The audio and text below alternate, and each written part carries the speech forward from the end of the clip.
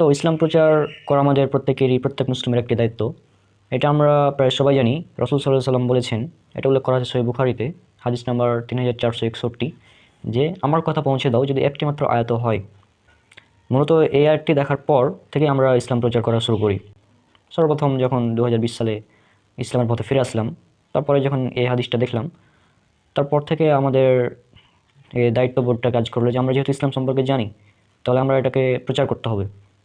তখন থেকে আমরা ইসলাম প্রচার করাটা শুরু করি অনলাইনের মাধ্যমে, অর্থাৎ ফেসবুক, ইউটিউবে।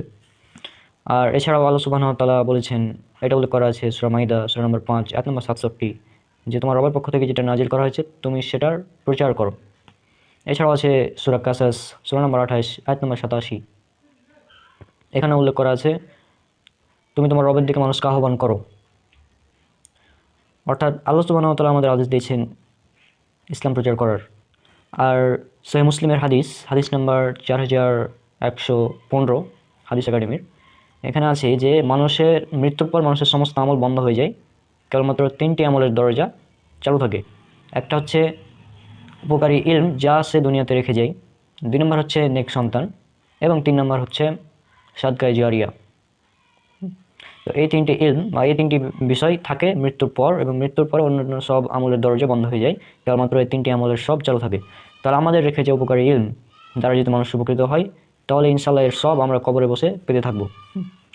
তো এটা একটি হাদিস, এবং এই হাদিসটি আর উল্লেখ করা আছে সুনান আবু দাউদের হাদিস নম্বর 2880।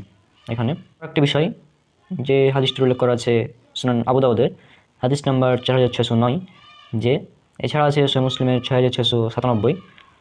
এখানে উল্লেখ করা আছে, যে ব্যক্তি মানুষকে ভালো কাজের দিকে আহ্বান করবে, সৎ পথের দিকে আহ্বান করবে, সে তার অনুসারীদের সমপরিমাণ সব পাবে। এবং যে ব্যক্তি অসৎ পথে মানুষকে আহ্বান করবে, সে ব্যক্তিও তার অনুসারীর সমপরিমাণ পাবে, জর্জরিত হবে। তাহলে আমরা যদি কাউকে ভালো কাজের দিকে আহ্বান করি, এবং সে আমাদের কথা শোনার পর সে ভালো কাজটা যদি করে, তাহলে তার সমপরিমাণ সব আমরাও পাবো। ইত্যাদি এভাবে আমরা বিষয়গুলো চিন্তা করার পর আমরা তখন চিন্তা করলাম যে যেভাবে দাওয়াতি কাজ করা যায়। আর বর্তমানে দাওয়াতি কাজ করার জন্য একটি মাধ্যম হচ্ছে অনলাইন, ফেসবুক এবং ইউটিউব।